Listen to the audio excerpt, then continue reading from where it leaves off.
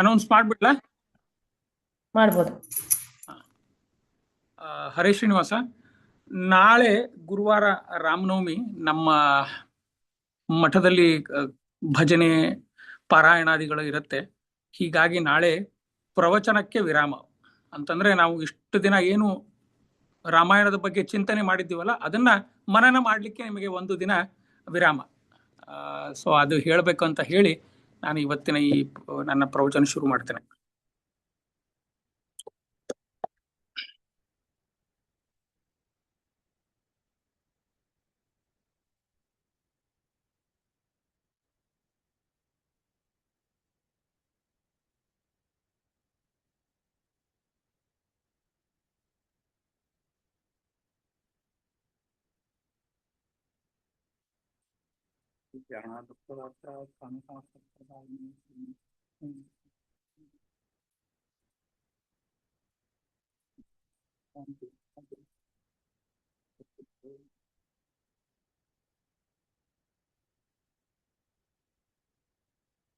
ಓಂ ಶ್ರೀ ಗುರುಭ್ಯೋ ನಮಃ. ಪರಮ ಗುರುಭ್ಯೋ ನಮಃ. ಶ್ರೀಮದಾನಂದ ತೀರ್ಥ ಭಗವತ್ಪಾದಾಚಾರ್ಯ ಗುರುಭ್ಯೋ ನಮಃ. ನಾರಾಯಣಾಯ ಪರಿಪೂರ್ಣ ಗುಣಾರ್ಣವಾಯ ವಿಶ್ವೋದಯ ಸ್ಥಿತಿಲಯೋನ್ಯತಿ ಪ್ರದಾಯ ಜ್ಞಾನಪ್ರದಾಯ ವಿಬುಧಾಸುರ ಸೌಖ್ಯ ದುಃಖ ಸತ್ಕಾರಣಾಯ ವಿತತಾಯ ನಮೋ ನಮಸ್ತೆ.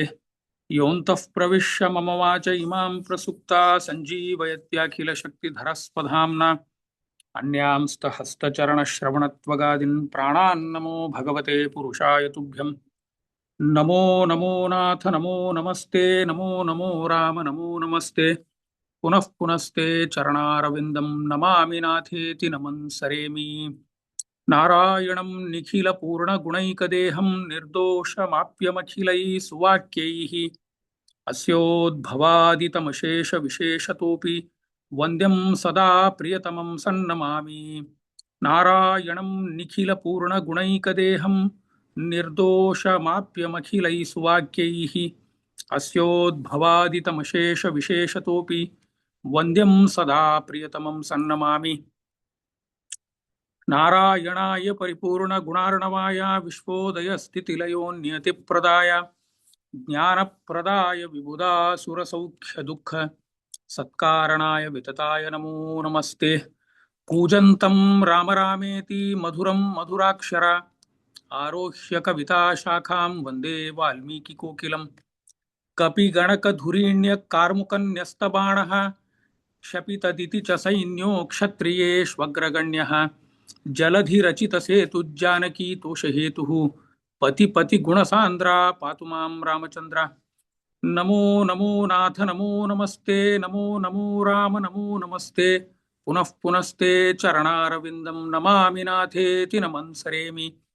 ವಿಶ್ವಸ್ಥಿತಿ ಪ್ರಳಯ ಸರ್ಗ ಮಹಾವಿಭೂತಿ ವೃತ್ತಿ ಪ್ರಕಾಶ ನಿಯಮಾವೃತಿ ಬಂಧ ಮೋಕ್ಷ ಯಸ್ಯಾ ಅಪಾಂಗಲವಮಾತ್ರತ ಊರ್ಜಿತಾ ಸಾ ಶ್ರೀಃ ಯತ್ಕಟಾಕ್ಷ ಬಲವತಿ ಅಚಿತಂ ನಮಾಮಿ.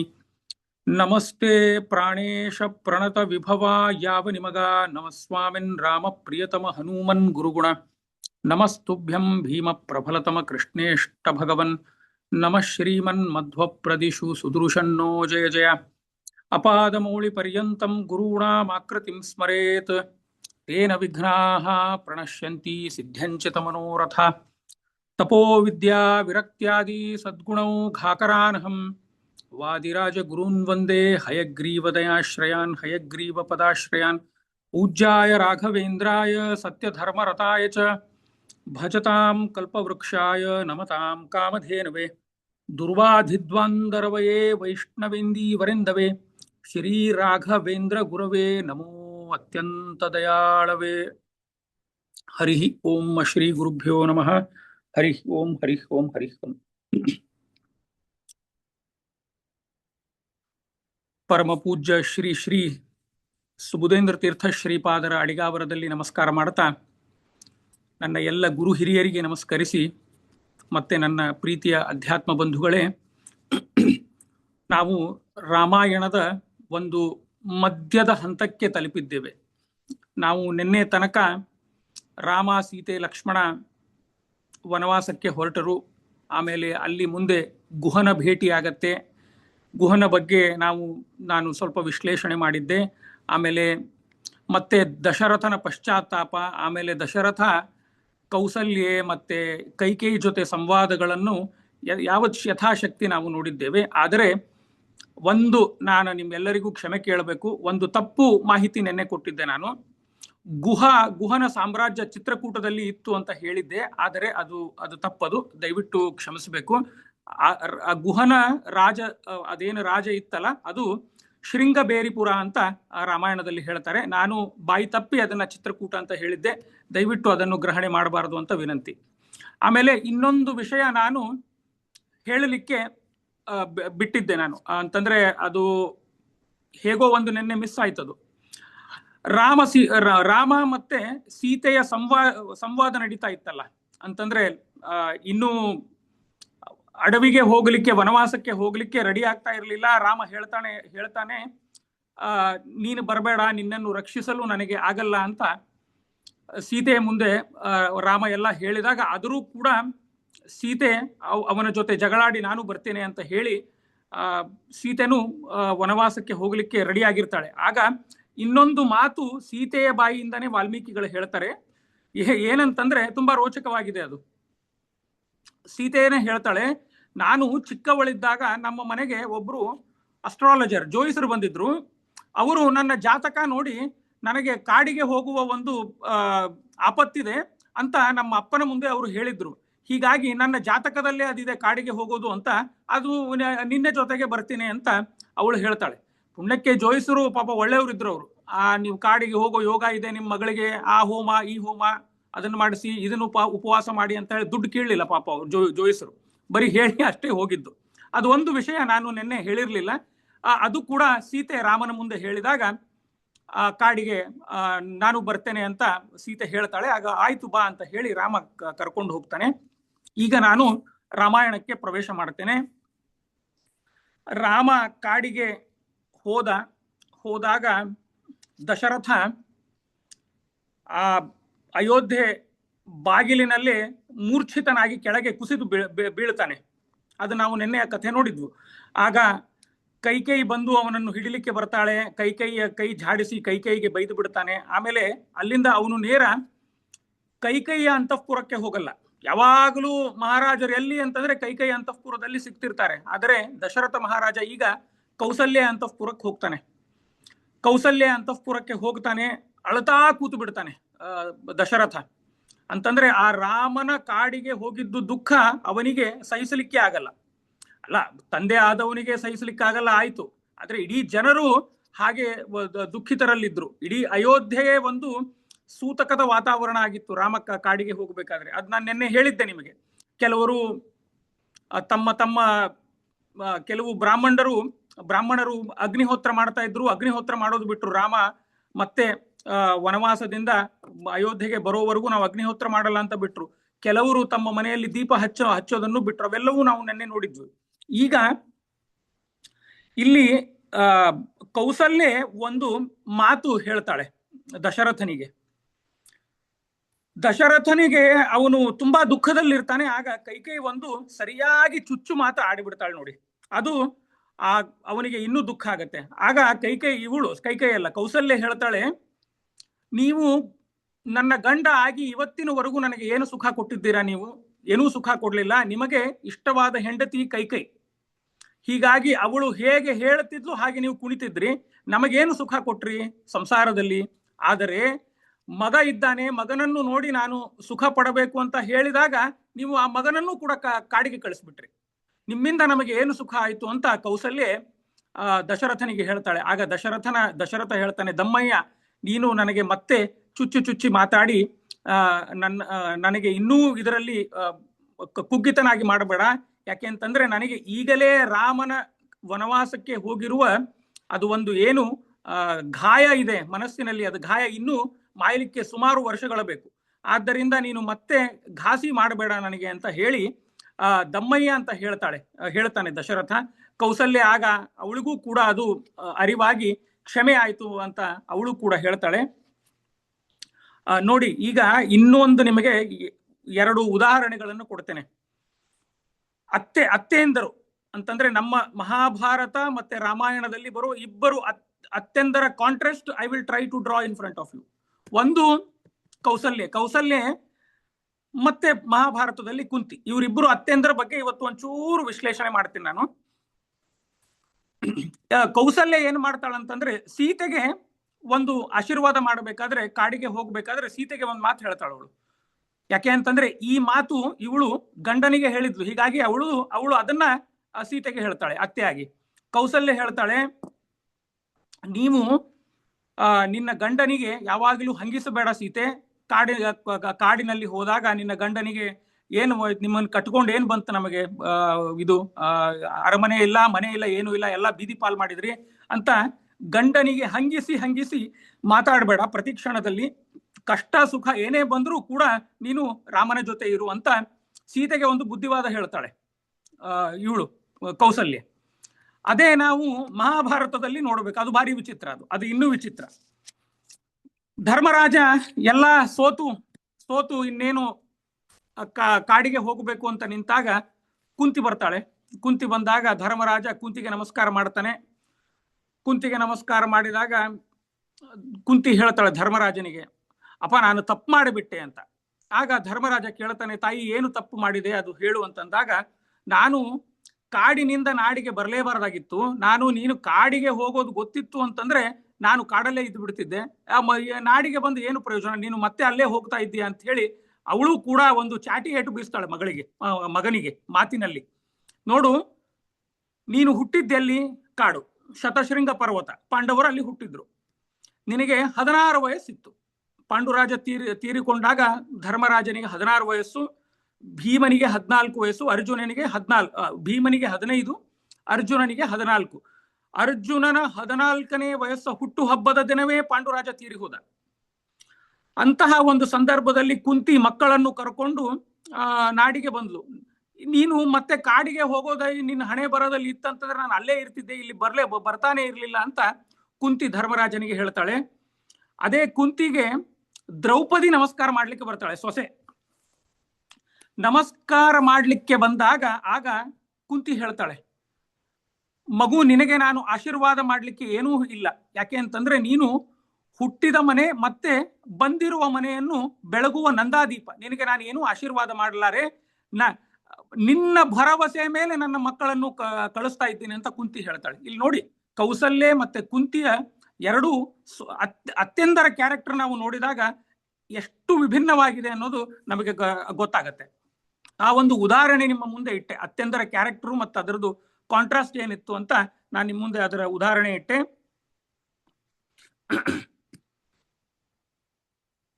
ಆಮೇಲೆ ಮುಂದೆ ಇನ್ನೊಂದು ಸಮಸ್ಯೆ ಉಳಿದಿದೆ ನಮಗೆ, ಏನಂತಂದ್ರೆ ಊರ್ಮಿಳೆಯ ಸಮಸ್ಯೆ ಉಳಿದಿದೆ. ಆಮೇಲೆ ಲಕ್ಷ್ಮಣ ಸುಮಿತ್ರನ ಹತ್ರ ಹೋದಾಗ ಊರ್ಮಿಳೆಗೂ ಅಲ್ಲೇ ಇದ್ಲು. ನೀವೆಲ್ಲರೂ ಪ್ರಶ್ನೆ ಬರ್ಬೋದು, ಯಾಕೆ ಊರ್ಮಿಳ ಹಠ ಮಾಡ್ಲಿಲ್ವೇನೋ ಲಕ್ಷ್ಮಣನ ಜೊತೆ ಕಾಡಿಗೆ ಹೋಗ್ಲಿಕ್ಕೆ ಅಂತ. ಅದು ಒಂದು ಪ್ರಶ್ನೆ ಉಳಿದಿದೆ ಇನ್ನು. ಆಗ ಸುಮಂತರ ಮತ್ತೆ ವಸಿಷ್ಠ ವಾಮದೇವಾದಿಗಳು ತುಂಬಾ ಪ್ರೊಟೆಸ್ಟ್ ಮಾಡ್ತಾರೆ ರಾಮನನ್ನು. ನೀನು ಹೋಗಬೇಡ ರಾಮ, ನೀನು ನಿಮ್ಮಪ್ಪ ಹೇಳಿದಾನೆ ಅಂತ ಹೇಳಿ ನೀನು ಪ್ರಜಾ ವಿರೋಧಿ ನಿಮ್ಮಪ್ಪ ರಾಜ, ಆದರೂ ಕೂಡ ನೀನು ಅವನ ಮಾತು ಕೇಳಿ ನೀನು ಕಾಡಿಗೆ ಹೋಗಬೇಡ ಅಂತ ಅವರು ಸುಮಂತರ ವಸಿಷ್ಠ ವಾಮದೇವಾದಿಗಳು ಎಲ್ಲರೂ ಪ್ರೊಟೆಸ್ಟ್ ಮಾಡ್ತಾರೆ. ಆಗ ರಾಮ ಅವರಿಗೂ ಬಾಯಿ ಮುಚ್ಚಿಸಿ ಅವರನ್ನು ಬೀಳ್ಕೊಟ್ಟು ಕಾಡಿಗೆ ಹೋಗ್ತಾನೆ. ಕಾಡಿಗೆ ಹೋಗೋಕ್ಕಿಂತ ಮುಂಚೆ ಈ ಲಕ್ಷ್ಮಣ ಸುಮಿತ್ರೆ ಮತ್ತೆ ಊರ್ಮಿಳೆಯರ ಬಗ್ಗೆ ಸ್ವಲ್ಪ ನೋಡಿಕೊಂಡು ನಾವು ಮುಂದೆ ಹೋಗೋಣ ಅಂತೆ. ಲಕ್ಷ್ಮಣ ಸುಮಿತ್ರೆ ಹತ್ರ ಹೋದಾಗ ಸುಮಿತ್ರೆಗೆ ನಮಸ್ಕಾರ ಮಾಡ್ತಾನೆ ಲಕ್ಷ್ಮಣ. ಆಗ ಊರ್ಮಿಳೆ ಅಲ್ಲೇ ಇರ್ತಾಳೆ. ನಮಸ್ಕಾರ ಮಾಡಿದಾಗ ಲಕ್ಷ್ಮಣ ಹೇಳ್ತಾನೆ, ಇಲ್ಲ ತಾಯಿ, ನಾನು ಅಣ್ಣನ ಜೊತೆಗೆ ಕಾಡಿಗೆ ಹೋಗ್ತಾ ಇದ್ದೇನೆ ಅಂತ ಹೇಳ್ತಾನೆ ಲಕ್ಷ್ಮಣ. ಆಗ ಸುಮಿತ್ರೆಯ ಒಂದು ಮಾತು ನಮಗೆ ಇಡೀ ರಾಮಾಯಣ ಮತ್ತೆ ಅವಳ ಕ್ಯಾರೆಕ್ಟರ್ ಹೇಗಿದೆ ಅನ್ನೋದು ಈ ಒಂದು ಶ್ಲೋಕದಲ್ಲೇ ನಮಗೆ ಗೊತ್ತಾಗ್ಬಿಡುತ್ತೆ. ಬಹಳ ಅದ್ಭುತವಾಗಿ ವಾಲ್ಮೀಕಿಗಳು ಅದನ್ನು ನಮ್ಮ ಮುಂದೆ ತೆರೆದು ಇಡ್ತಾರೆ. ನಿಮಗೆ ಸಹಜವಾಗಿ ನಿಮಗೆಲ್ಲರಿಗೂ ಅದು ಗೊತ್ತಿದೆ. ಅದು ಆ ಶ್ಲೋಕ ತುಂಬಾ ಫೇಮಸ್ ಶ್ಲೋಕ. ಅದು ಹೀಗೆ ಬರುತ್ತೆ, ರಾಮಂ ದಶರಥಂ ವಿದ್ಧಿ ಮಾಂ ವಿದ್ಧಿ ಜನಕಾತ್ಮಜ ಅಯೋಧ್ಯಾಂ ಅಟವೀಂ ವಿದ್ಧಿ ಅಂತ ಇದು ಬರುತ್ತೆ ಹೀಗೆ. ಆಗ ಸುಮಿತ್ರೆ ಹೇಳ್ತಾಳೆ, ಮಗು ಸಂತೋಷವಾಗಿ ನೀನು ಕಾಡಿಗೆ ಹೋಗುಬಾ, ನೀನು ನಿನ್ನ ಅಣ್ಣನ ಸೇವೆ ಮಾಡ್ಲಿಕ್ಕಂತಾನೆ ಹುಟ್ಟಿದವನು. ನೀನು ಸಂತೋಷವಾಗಿ ಕಾಡಿಗೆ ಹೋಗಿ ಬಾ, ನನ್ನಿಂದ ಏನು ಅಭ್ಯಂತರ ಇಲ್ಲ. ಆದರೆ ಒಂದು ತಿಳ್ಕೊ, ನೀನು ಅಪ್ಪ ಅಮ್ಮ ಅಯೋಧ್ಯ ಇಲ್ಲ ಅಂತ ನೀನು ಕೊರಗಬೇಡ. ಅಲ್ಲೆಲ್ಲೋ ಕೂತು ಕಾಡಿನಲ್ಲಿ ಕೂತು I am missing my father, I am missing my mother, I am missing my place ಅಂತ ಆ ಒಂದು ಉದ್ವೇಗಕ್ಕೆ ಒಳಗಾಗಬೇಡ. ಯಾಕೆ ಅಂತಂದ್ರೆ ರಾಮಂ ದಶರಥಂ ವಿದ್ಧಿ ಅಂತಂದ್ರೆ ಇಲ್ಲಿ ರಾಮನೇ ನಿನ್ನ ತಂದೆ. ಆಮೇಲೆ ಮಾಂ ವಿದ್ಧಿ ಜನಕಾತ್ಮಜ, ನಿನಗೆ ತಾಯಿ ಯಾರು ಅಂತಂದ್ರೆ ಜಾನಕಿ, ಸೀತೆಯೇ ನಿನ್ನ ತಾಯಿ. ಆಮೇಲೆ ಅಯೋಧ್ಯಾಂ ಅಟವೀಂ ವಿದ್ಧಿ, ಅಯೋಧ್ಯೆಯಂ ಅಟವೀಂ ವಿದ್ಧಿ ಅಂತಂದ್ರೆ ಕಾಡೇ ಅಯೋಧ್ಯ ಅಂತಂದ್ರೆ ಈ ಶ್ಲೋಕದಲ್ಲಿ ನಾವು ಸುಮಿತ್ರೆಯ ಒಂದು ಚಿತ್ರಣ ನಾವು ನೋಡ್ಲಿಕ್ಕೆ ಸಿಗತ್ತೆ ನಮಗೆ. ಅಲ್ಲಿ ನೋಡಿ, ರಾಮ ಎಲ್ಲಿ ಇರ್ತಾನೆ ಅದೇ ಅಯೋಧ್ಯೆ. ಅದು ಕಾಡಿನಲ್ಲಾದ್ರೂ ಇರ್ಲಿ, ಎಲ್ಲಾದ್ರೂ ಇರ್ಲಿ, ರಾಮ ಎಲ್ಲಿ ಇರ್ತಾನೆ ಅದು ಅಯೋಧ್ಯ. ಆಮೇಲೆ ಇಲ್ಲಿ ಏನಾಯ್ತು ಅಂತಂದ್ರೆ ರಾಮ ಇಲ್ಲದಿರೋ ಅಯೋಧ್ಯ ಕಾಡಾಯ್ತು, ರಾಮ ಹೋಗ್ತಾ ಇರೋ ಕಾಡು ಅಯೋಧ್ಯೆ ಆಯ್ತು. ಹಾಗೆ ಆ ಶ್ಲೋಕವ ನಮಗೆ ನಮ್ಮ ಮುಂದೆ ತೆರೆಕೊಳ್ಳುತ್ತೆ. ತುಂಬಾ ಅಧ್ಯಾತ್ಮದ ಒಂದು ಗೂಢಾರ್ಥ ಆ ಶ್ಲೋಕದಲ್ಲಿದೆ. ರಾಮಂ ದಶರಥಂ ವಿದ್ಯೆ ಅಂತಂದ್ರೆ ಆ ದಶರಥಂ ಅನ್ನೋದೇ ಒಂದು ಶಬ್ದವನ್ನು ನೀವು ಅದನ್ನ ಡಿವೈಡ್ ಮಾಡಿದಾಗ ತುಂಬಾ ಅದರಲ್ಲಿ ಅರ್ಥಗಳು ಬರುತ್ತೆ. ನಾನು ಯಾವ ಅರ್ಥಕ್ಕೂ ಹೋಗಲ್ಲ, ಅಯೋಧ್ಯೆಯ ಅರ್ಥ ಮಾತ್ರ ನಾನು ಇವತ್ತು ನಿಮ್ಮ ಮುಂದೆ ವಿಶ್ಲೇಷಣೆ ಮಾಡ್ಲಿಕ್ಕೆ ಬರ್ತೇನೆ.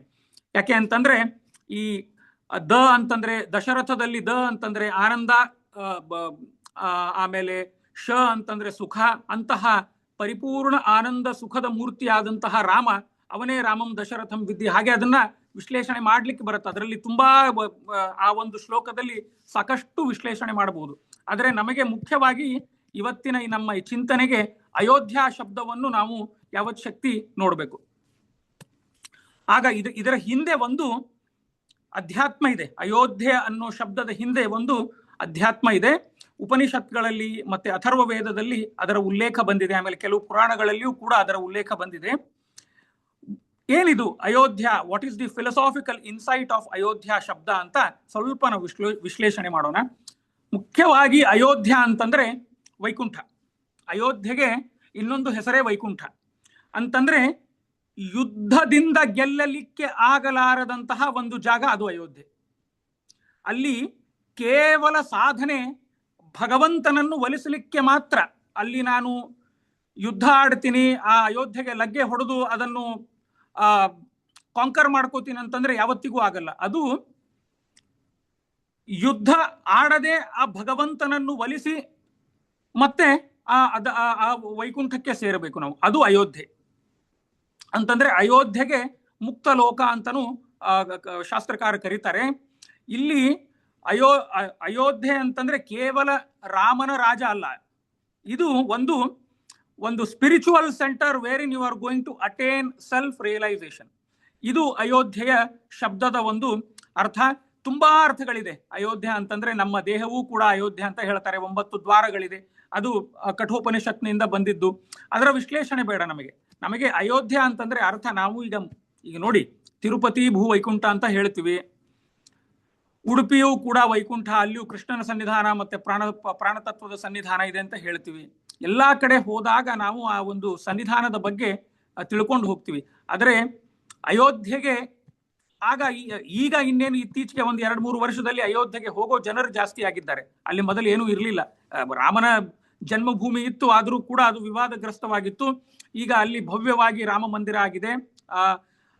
ಈಗ ನಾವು ಅಯೋಧ್ಯೆಗೆ ಹೋದಾಗ ಈ ಒಂದು ಅನುಸಂಧಾನವನ್ನು ಇಟ್ಟುಕೊಂಡು ನಾವು ಅಯೋಧ್ಯೆಗೆ ಹೋದರೆ ಪ್ರಾಯ ಆ ರಾಮ ನಮ್ಮ ಮೇಲೆ ಅನುಗ್ರಹ ಮಾಡ್ತಾನೆ ಅಂತ ನನ್ನ ಒಂದು ಅನಿಸಿಕೆ. ಇದು ಅಯೋಧ್ಯೆಯ ಅರ್ಥ. ಅಥವಾ ಯಾರು ಈಗ ಅಯೋಧ್ಯೆಗೆ ಹೋಗಿ ಬಂದಿದ್ದೀರಾ ಅವರು ಕೂಡ ಈ ಒಂದು ಅನುಸಂಧಾನ ಮಾಡಿ ರಾಮನ ಮುಂದೆ ಒಂದು ದೀಪ ಬೆಳಗಿದರೆ ಸಾಕು, ಅದು ನಿಮ್ಮ ಯಾತ್ರೆ ಫಲಿಸತ್ತೆ ಅಂತ ನನ್ನ ಒಂದು ಆಶೆ. ಎಲ್ಲಿ ರಾಮ ಸೀತೆಯರಿದ್ದಾರೆ ಅದೇ ವೈಕುಂಠ. ಅವರು ಲಕ್ಷ್ಮೀನಾರಾಯಣರ ಸನ್ನಿಧಾನ ಅಂತ ಸುಮಿತ್ರೆ ಲಕ್ಷ್ಮಣನಿಗೆ ಹೇಳ್ತಾಳೆ. ಲಕ್ಷ್ಮಣ, ನಿನಗೆ ಲಕ್ಷ್ಮೀನಾರಾಯಣರ ಸೇವೆ ಮಾಡುವ ಯೋಗ ಬಂದಿದೆ. ನೀನು ಖಂಡಿತವಾಗಿಯೂ ಭಾಗ್ಯಶಾಲಿಯಾದವನು. ನೀನು ದಯವಿಟ್ಟು ನಿನ್ನ ಅಣ್ಣನ ಜೊತೆ ನೀನು ಹೋಗಿ ಬಾ ಮಗು, ಆರಾಮವಾಗಿ ಹೋಗಿ ಬಾ ಅಂತ ಸುಮಿತ್ರೆ ಆಶೀರ್ವಾದ ಮಾಡ್ತಾಳೆ. ನೋಡಿ, ಸುಮಿತ್ರೆಯ ಕ್ಯಾರೆಕ್ಟರು ಒಂದೇ ಶ್ಲೋಕದಲ್ಲಿ ಹೇಗೆ ವಾಲ್ಮೀಕಿಗಳು ಬಿಚ್ಚಿಡ್ತಾರೆ ನಮ್ಮ ಮುಂದೆ ಅಂತಂದ್ರೆ ಅಲ್ಲಿ ಎರಡೇ ಎರಡೇ ಲೈನ್ ಅದು. ಅಯ್ಯೋ ರಾಮಂ ದಶರಥಂ ವಿದ್ದಿ ಮಾಂ ವಿದ್ದಿ ಜನಕಾತ್ಮಜ ಅಯೋಧ್ಯಾಂ ಅಟವೀಂ ವಿದ್ಯೆ, ಅಷ್ಟರಲ್ಲೇ ಸುಮಿತ್ರೆಯ ಕ್ಯಾರೆಕ್ಟರ್ ನಮ್ಮ ಮುಂದೆ ವಾಲ್ಮೀಕಿಗಳು ಬಿಚ್ಚಿಡ್ತಾರೆ. ಈಗ ಸ್ವಲ್ಪ ಸುಮಿತ್ರೆಯ ಬಗ್ಗೆ ನೋಡೋಣ ಅಂತೆ. ಸುಮಿತ್ರೆಯ ಬಗ್ಗೆ ಎಲ್ಲೂ ಜಾಸ್ತಿ ನಾವು ಏನು ಚಿಂತನೆ ಇಲ್ಲ, ಆದರೆ ಸುಮಿತ್ರೆಯ ಬಗ್ಗೆ ಕೆಲವರು ವಾಲ್ಮೀಕಿಗಳ ಮೇಲೆ ಆಕ್ಷೇಪ ಮಾಡ್ತಾರೆ. ಅದು ಏನು ಆಕ್ಷೇಪಗಳಿದೆ ಅಂತ ನಾನು ನಿಮ್ಮ ಮುಂದೆ ಹೇಳ್ತೀನಿ ಯಥಾಶಕ್ತಿ. ರವೀಂದ್ರನಾಥ್ ಟ್ಯಾಗೋರ್ ಅವರು ಒಂದು ಬುಕ್ ಬರೆದಿದ್ದಾರೆ, ಸಾಹಿತ್ಯ ಅಂತ. ಬುಕ್ ಹೆಸರೇ ಸಾಹಿತ್ಯ. ಅದು ಏನಂತಂದ್ರೆ ಅದು ಲಿಟರರಿ ಕ್ರಿಟಿಸಿಸಮ್.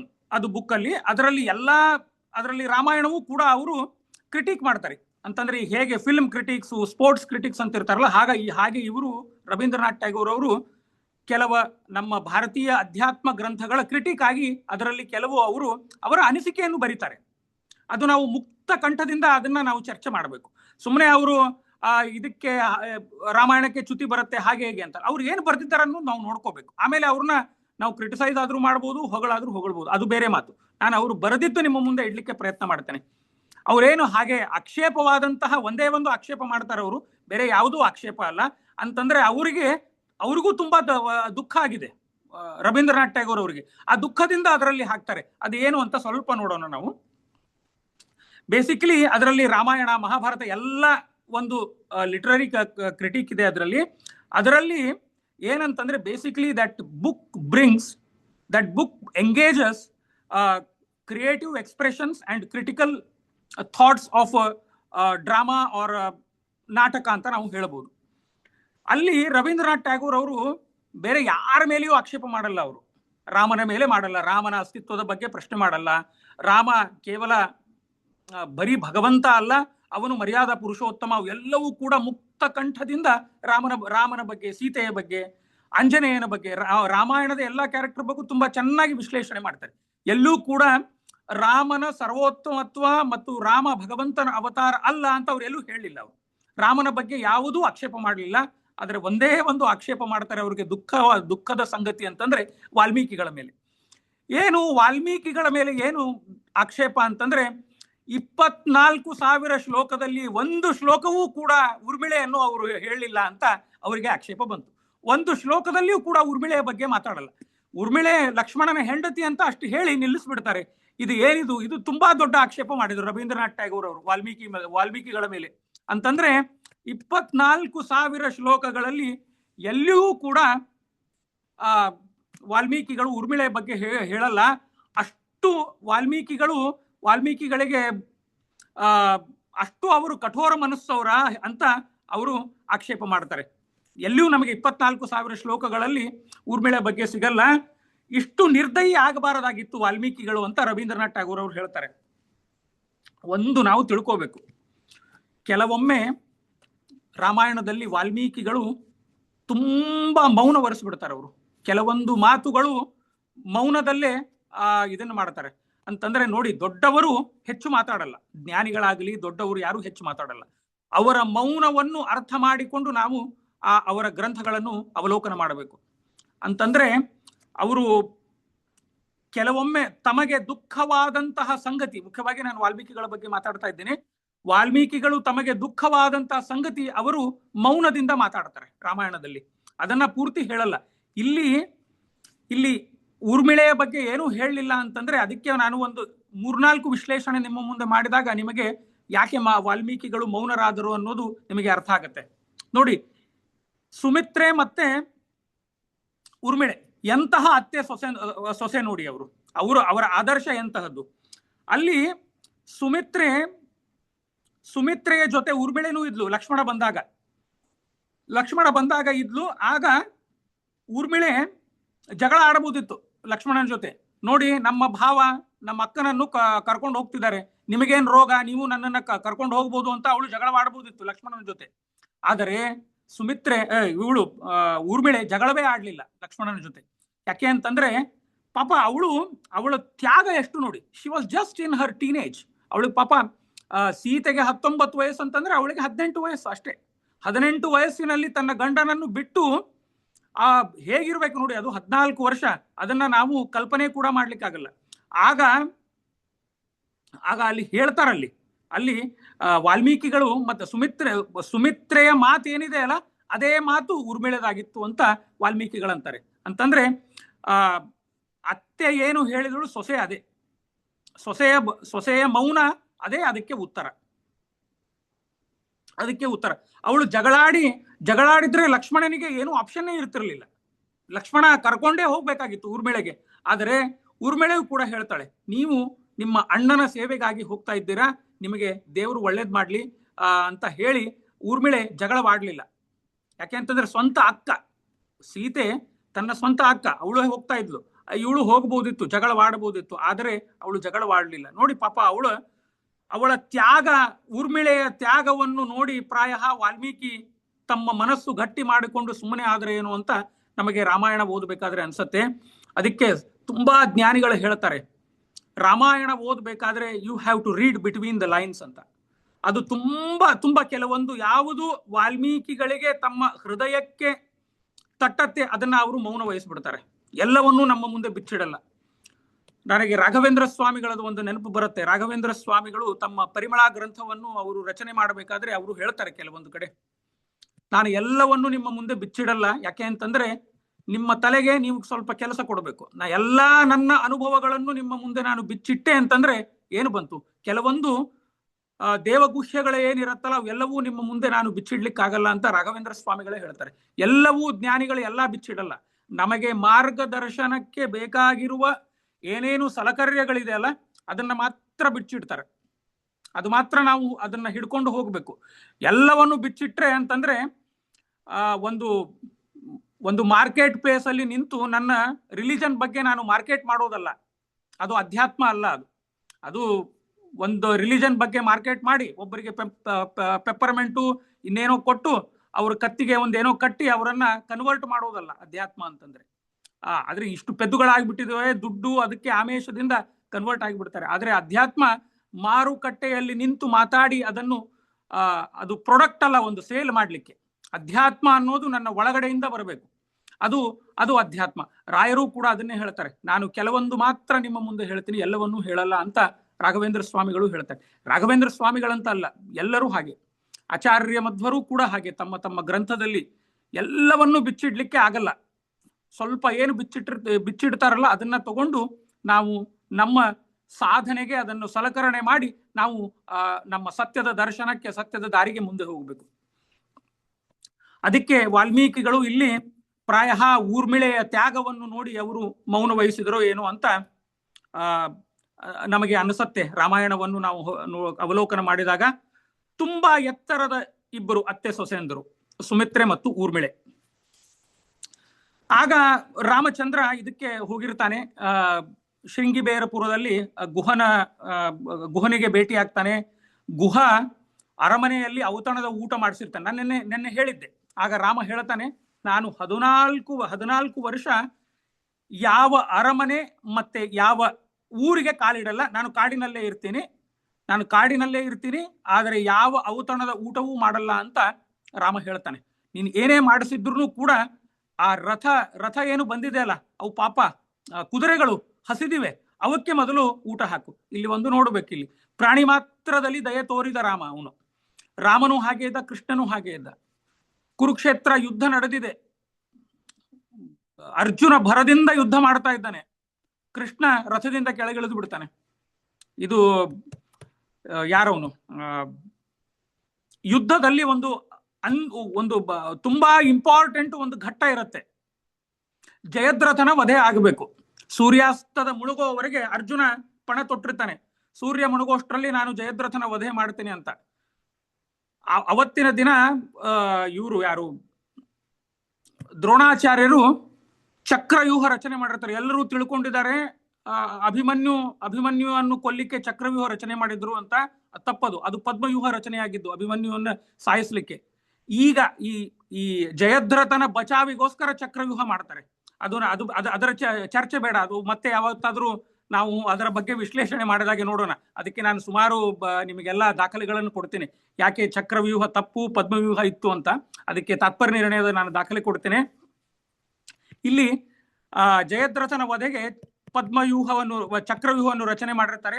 ಕೃಷ್ಣ ಗಾಡಿಯಿಂದ ಕೆಳಗೆ ಇಳಿದು ಬಿಡ್ತಾನೆ ರಥದಿಂದ. ಆಗ ಅರ್ಜುನ ಹೇಳ್ತಾನೆ, ಸಮಯ ಇಲ್ಲ ಅರ್ಜುನ, ಕೃಷ್ಣ ನಾನು ಜಯದ್ರಥನ ವಧೆ ಮಾಡಬೇಕು, ದಯವಿಟ್ಟು ನೀನು ಗಾಡಿ ಹತ್ತು ಮುಂದೆ ಹೋಗೋಣ ಅಂತ ಹೇಳಿದಾಗ ಆಗ ಕೃಷ್ಣ ಹೇಳ್ತಾನೆ, ನಿನಗೋಸ್ಕರ ನನ್ನ ಕುದುರೆಗಳು ದಣದಿವೆ, ಅದಕ್ಕೆ ಮೊದಲು ನಾನು ಹುಲ್ಲು ಹಾಕಿ ನೀರು ಕೊಡಬೇಕು, ಆಮೇಲೆ ನಿನ್ನ ಯುದ್ಧ. ನಿನ್ನ ಮಹತ್ವಾಕಾಂಕ್ಷೆಗೆ ನಾನು ನನ್ನ ಕುದುರೆಗಳನ್ನು ಬಲಿ ಕೊಡಲ್ಲ ಅಂತಂದ್ರೆ ಭಗವಂತ ಕೇವಲ ಮನುಷ್ಯರೇ ಮಾತ್ರ ಉದ್ಧಾರ ಮಾಡಲಿಕ್ಕೆ ಬಂದಿಲ್ಲ, ಅವನು ಪ್ರಾಣಿ ಮಾತ್ರದಲ್ಲಿ ಉದ್ಧಾರ ಮಾಡಲಿಕ್ಕೆ ಬಂದಿದ್ದಾನೆ. ಅವನು ಅಹಂ ವೈಶ್ವಾನರೋ ಭೂತ್ವ, ಅವನು ನಾಯಿಯಲ್ಲೂ ಇದ್ದಾನೆ, ಮನುಷ್ಯರಲ್ಲೂ ಇದ್ದಾನೆ. ಅಂತಹ ದಯೆ ತೋರಿದ ರಾಮ ಮತ್ತೆ ಕೃಷ್ಣ ಅವರಿಬ್ರು. ರಾಮ ಹೇಳ್ತಾನೆ ಗುಹನಿಗೆ, ನೀನು ಏನೇ ತಂದಿದೆಯಲ್ಲ, ಮೊದಲು ನನ್ನ ಕುದುರೆಗಳಿಗೆ ಹುಲ್ಲು ಹಾಕು, ನೀರು ಕುಡಿಸು, ಆಮೇಲೆ ಮನುಷ್ಯರನ್ನು ಯೋಚನೆ ಮಾಡುವಂತ. ನಾವು ಗಾಡಿ ಮಾಡಿಕೊಂಡು ಎಲ್ಲೋ ಹೋಗಿರ್ತೀವಿ, ಒಂದೊಂದು ಸರ್ತಿ ಏನಾಗುತ್ತೆ ಅಂತಂದ್ರೆ ನಾವು ಆ ಪಾಪ ಡ್ರೈವರ್ ಬಗ್ಗೆ ಚಿಂತೆಯೇ ಮಾಡಲ್ಲ. ನಮ್ದು ನಾವು ಯಾರ ಕಡೆನೋ ಅವ್ರ ಮನೆಗೆ ಒಬ್ಬರು ಮನೆಗೆ ಹೋಗ್ತೀವಿ, ಅವ್ರ ಮನೆಯಲ್ಲಿ ಕಾಫಿ ಆಗತ್ತೆ, ತಿಂಡಿ ಆಗತ್ತೆ, ಮೃಷ್ಟಾನ್ನ ಭೋಜನ ಆಗತ್ತೆ. ಆದ್ರೆ ಪಾಪ ಒಂದೊಂದು ಸರ್ತಿ ಆ ಡ್ರೈವರ್ ಕಾಫಿ ಕುಡಿದ್ನು, ತಿಂಡಿ ತಿದ್ನು ಅಂತ ಏನೂ ಕೇಳಲಿಕ್ಕೆ ಹೋಗಲ್ಲ. ಹಾಗೆ ಆಗಬಾರದು. ನಾವು ಇವೆಲ್ಲ ಸಣ್ಣ ಸಣ್ಣ ಉದಾಹರಣೆಗಳನ್ನು ನಮ್ಮ ಜೀವನದಲ್ಲಿ ನಾವು ಯಾವತ್ ಶಕ್ತಿ ಬಳಸಿಕೊಂಡರೆ ಪ್ರಾಯ ರಾಮ ನಮ್ಮನ್ನು ಉದ್ಧಾರ ಮಾಡ್ತಾನೆ ಅಂತ ನನಗೆ ಅನಿಸುತ್ತೆ. ನಾನು ಮುಂದೆ ಮತ್ತೆ ಪ್ರವೇಶ ಮಾಡ್ತೀನಿ. ಆಗ ರಾಮ ಅಲ್ಲಿ ನೋಡಿ, ಅಲ್ಲಿಂದ ಚಿತ್ರಕೂಟಕ್ಕೆ ಹೋಗಿ ಕೂತು ಬಿಡ್ತಾನೆ ರಾಮ. ಚಿತ್ರಕೂಟದಲ್ಲಿ ಸ್ವಲ್ಪ ದಿನ ಇರ್ತಾನೆ. ನಾನು ಯಾಕೆ ಅಂತಂದ್ರೆ ಭರತ ಚಿತ್ರಕೂಟಕ್ಕೆ ಬರಬೇಕು, ಚಿತ್ರಕೂಟಕ್ಕೆ ಬಂದು ರಾಮನ ದರ್ಶನ ಆಗತ್ತ ಅವನಿಗೆ. ಚಿತ್ರಕೂಟದಲ್ಲೇ ಪಾದುಕೆಯನ್ನು ತಗೊಂಡು ಹೋಗ್ತಾನೆ. ಅವ್ರದ್ದು ಸಂವಾದ ಇನ್ನೂ ಅದು ಮುಂದೆ ತುಂಬಾ ಇದೆ, ಅದನ್ನ ನಾವು ನೋಡ್ಲಿಕ್ಕಿದೆ. ನಾನು ಅಲ್ಲಿ ಚಿತ್ರಕೂಟದಲ್ಲಿ ಕೂತಾಗ ಗುಹನ ಒಂದು ಶೃಂಗಿಬೇರಪುರದಿಂದ ಚಿತ್ರಕೂಟಕ್ಕೆ ಹೋಗ್ತಾನೆ. ಆಗ ರಾಮ ಹೇಳ್ತಾನೆ, ದಶರಥನ ಅಮಾತ್ಯರಿದ್ರಲ್ಲ 8 ಜನ ಕೌನ್ಸಿಲ್ ಆಫ್ ಮಿನಿಸ್ಟರ್, ಅದರಲ್ಲಿ ಒಬ್ಬ ಸುಮಂತ್ರ, ತುಂಬಾ ನಂಬಿಕಸ್ಥ ಸುಮಂತ್ರ. ಆ ಸುಮಂತ್ರನಿಗೆ ರಾಮ ಹೇಳ್ತಾನೆ, ಅಪ್ಪ ನೀನು ಇನ್ನ ಹೊರಡು, ನೀನು ಮುಖ್ಯವಾಗಿ ಯಾಕೆ ಹೋಗ್ಬೇಕು ಅಂತಂದ್ರೆ ನೀನು ಅಯೋಧ್ಯೆಗೆ ಹೋಗಿ ನನ್ನ ತಾಯಿಯಾದ ಕೈಕೇಯಿಯನ್ನು ಸುದ್ದಿ ಮುಟ್ಟಿಸ್ಬೇಕು. ರಾಮ ಅರಣ್ಯಕ್ಕೆ ಹೋಗಿದ್ದಾನೆ, ಪಾಪ ಅವಳು ನನ್ನ ಮೇಲೆ ತಪ್ಪು ತಿಳಿಬಾರ್ದು. ರಾಮ ಇಲ್ಲೇ ಎಲ್ಲೋ ಪಕ್ಕದ ಚಿತ್ರಕೂಟದಲ್ಲಿ ಕೂತು ಅರಣ್ಯಕ್ಕೆ ಹೋಗಿನಂತ ಸುಳ್ಳು ಹೇಳಿ ನಮ್ಮ ಮೇಲೆ ಮತ್ತೆ ಒಂದೇನೋ ಪಿತೂರಿ ಮಾಡಿ ದಂಗೆ ಎದ್ದು ಬರಬಾರದು ಅನ್ನೋ ಒಂದು ಭಾವನೆ ಅವಳಲ್ಲಿ ಮೂಡಬಾರದು.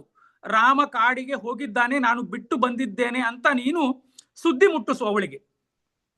ಆಮೇಲೆ ನಮ್ಮಪ್ಪ ದಶರಥನಿಗೆ ಒಂದು ಸಂದೇಶ, ನನ್ನ ಎಲ್ಲ ತಾಯಂದರಿಗೂ ನನ್ನ ನಮಸ್ಕಾರವನ್ನು ನೀನು ತಿಳಿಸಬೇಕು, ಆದ್ದರಿಂದ ಹೊರಡು ಅಂತ ಸುಮಂತ್ರನಿಗೆ ಹೇಳ್ತಾನೆ. ಆಗ ಇವತ್ತು ನಾವು 3 ಸಂದೇಶಗಳನ್ನು ನೋಡಬೇಕು. ಸುಮಂತ್ರ ರಾಮನ ಸಂದೇಶ, ಲಕ್ಷ್ಮಣನ ಸಂದೇಶ ಮತ್ತು ಸೀತೆಯ ಸಂದೇಶ ದಶರಥ ಮಹಾರಾಜನಿಗೆ ಏನು ಕೊಟ್ಟ ಅನ್ನೋದು ನೋಡೋಣ ನಾವು. ದಶರಥ ಮಹಾರಾಜ ಕೌಸಲ್ಯ ಅಂತಃಪುರದಲ್ಲಿ ಇನ್ನೂ ದುಃಖದಲ್ಲೇ ಇದ್ದಾನೆ. ಅವನು ಆ ದುಃಖದಿಂದ ಹೊರಗೆ ಬಂದಿಲ್ಲ. ಆಗ ಸುಮಂತ್ರ ಬರ್ತಾನೆ. ಸುಮಂತ್ರ ಬಂದಾಗ ಇವನು ಎದ್ದು ಕೂಡ್ತಾನೆ. ದಶರಥ ಎದ್ದು ಕೂತಿದ ತಕ್ಷಣ ಅವನು ಕೇಳ್ಬೋದಿತ್ತು, ಹೇಗಿದ್ದಾನೆ ನನ್ನ ಮಕ್ಕಳು ರಾಮ ಲಕ್ಷ್ಮಣ ಮತ್ತೆ ಸೀತೆ, ಅವ್ರು ಏನಂದ್ರು ಅನ್ನೋದು ಎದ್ದು ಕೂತು ಕೇಳ್ಬೋದಿತ್ತು. ಎದ್ದು ಕೂತ ಆ ಕಡೆ ಈ ಕಡೆ ಎಲ್ಲ ನೋಡ್ಲಿಕ್ಕೆ ಶುರು ಮಾಡಿದ. ಅವನಿಗೆ ತುಂಬಾ ಭಯ. ಅವನಿಗೆ ಕೈಕೈ ಎಲ್ಲಿದ್ದಾಳೆ, ಕೈಕೈ ಮತ್ತೆ ಎಲ್ಲಿ ರಾಮನ ಬಗ್ಗೆ ಕೇಳಿ ನನ್ನ ಜೊತೆ ಜಗಳಾಡ್ತಾಳೆ ಅಂತ ಆ ಕಡೆ ಈ ಕಡೆ ನೋಡ್ಲಿಕ್ಕೆ ಶುರು ಮಾಡದ ಅವನು. ಆಗ ಕೌಸಲ್ಯ ಮತ್ತೆ ಒಂದು ಬಾಣ ಬಿಡ್ತಾಳೆ, ಮಾತಿನ ಬಾಣ. ಅದು ಅದ್ಭುತ. ವಾಲ್ಮೀಕಿಗಳು ಮಾತ್ರ ಈ ಕೆಲವೊಂದು ಮಾತುಗಳನ್ನು ಮಾತ್ರ ಅದನ್ನು ನಾವು ಬರೆದು ನಮ್ಮ ಗೋಡೆ ಮೇಲೆ ಬರ್ಕೋಬಹುದು, ಅಷ್ಟು ಚೆನ್ನಾಗಿ ವಾಲ್ಮೀಕಿಗಳು ಹೇಳ್ತಾರೆ. ಆಗ ಕೌಸಲ್ಯ ಹೇಳ್ತಾಳಂತೆ, ಯಾಕೆ ಹೆದರ್ತೀರಾ, ಇದು ನನ್ನ ಕೋಣೆ, ನನ್ನ ಕೋಣೆಯಲ್ಲಿ ಕೈ ಬರಲ್ಲ, ಅವಳಿಗೆ ಇಲ್ಲಿ ಬರೋದೇ ಇಲ್ಲ, ನೀವು ಯಾಕೆ ಹೆದರ್ತೀರಾ ಅಂತ. ಆಗ ವಾಲ್ಮೀಕಿಗಳು ಹೇಳ್ತಾರೆ, ಇವನು ಚಿಕ್ಕಪ್ರಾಯದ ಹೆಂಡತಿಯ ಪ್ರೀತಿ ಮಾಡುವ ಮುದುಕ ಗಂಡ ಹೆದರಿ ಹಾಗೆ ಆಚೆ ಈಚೆ ನೋಡಿದ ಅಂತ ವಾಲ್ಮೀಕಿಗಳು ಹೇಳ್ತಾರೆ. ಆಗ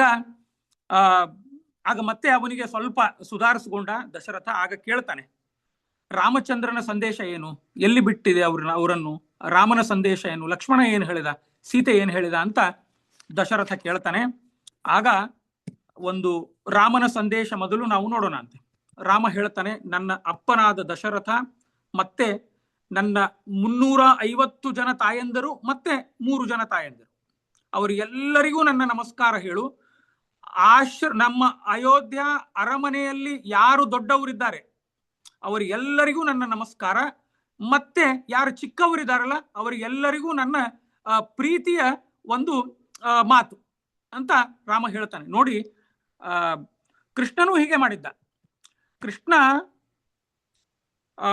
ಧರ್ಮರಾಜನ ಹತ್ರ ಬಂದಾಗ, ಹಸ್ತಿನಪುರಕ್ಕೆ ಬಂದಾಗ ಮೊದಲು ಕುಂತಿ ಸೋದರತ್ತೆ ಅವಳಿಗೂ ನಮಸ್ಕಾರ ಮಾಡುತ್ತಿದ್ದ.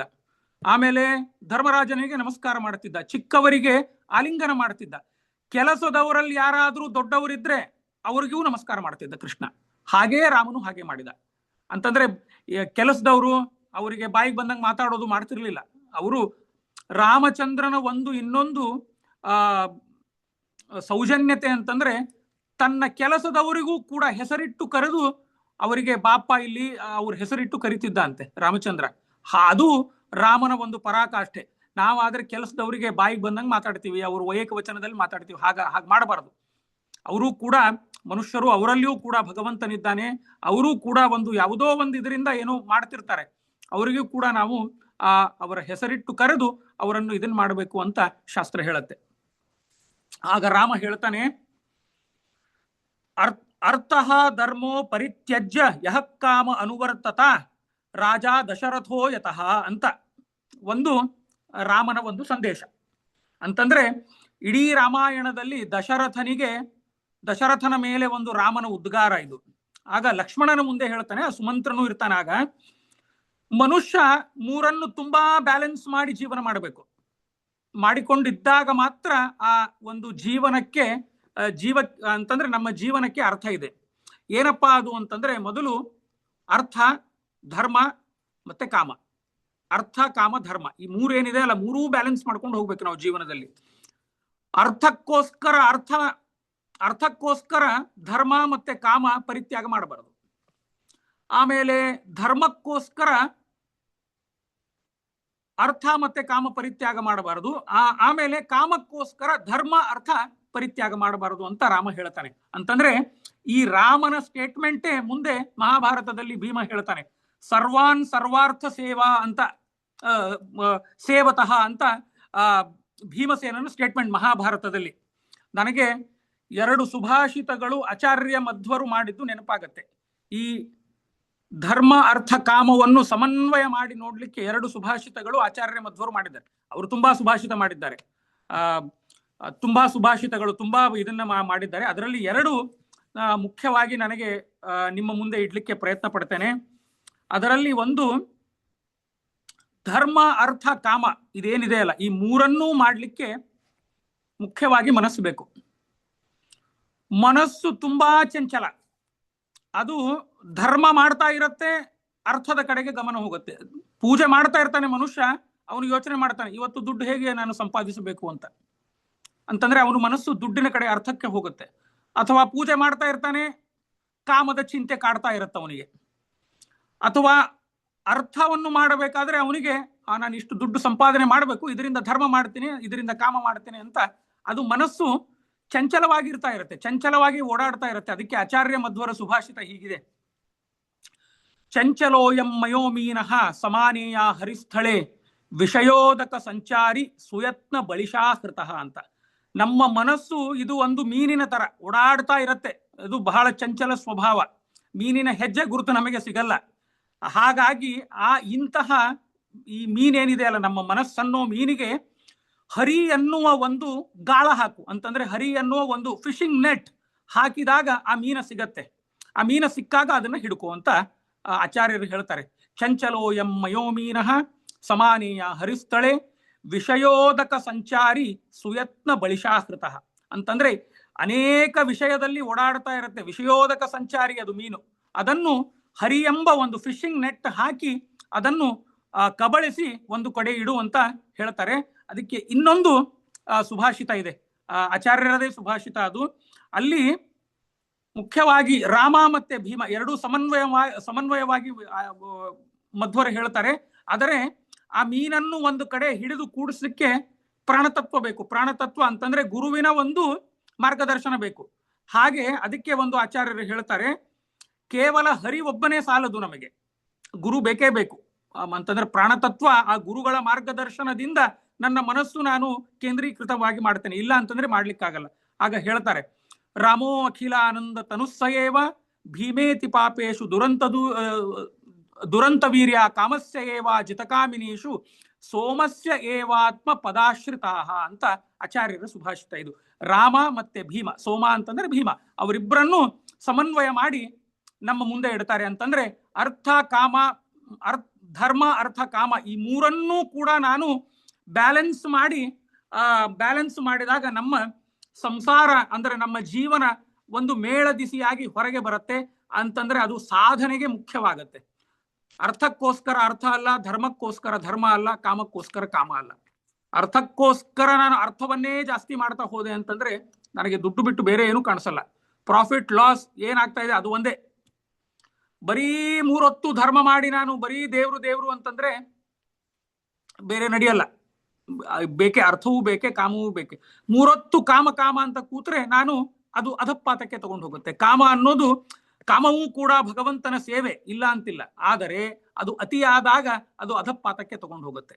ಹೀಗೆ ಈ ಅರ್ಥ ಧರ್ಮ ಕಾಮ, ನಮ್ಮಪ್ಪ ದಶರಥ ಈ ಕಾಮಕ್ಕೋಸ್ಕರ, ಅರ್ಥ ಮತ್ತೆ ಕಾಮಕ್ಕೋಸ್ಕರ ಧರ್ಮವನ್ನೇ ಬಿಟ್ಟ ಅಂತ ಒಂದು ಉದ್ಗಾರ ಮಾಡ್ತಾನೆ ರಾಮ ದಶರಥನ ಮೇಲೆ. ಅದು ಒಂದು ನೋಡಿದಾಗ ಆಮೇಲೆ ಲಕ್ಷ್ಮಣ ಒಂದು ಮಾತು ಹೇಳ್ತಾನೆ.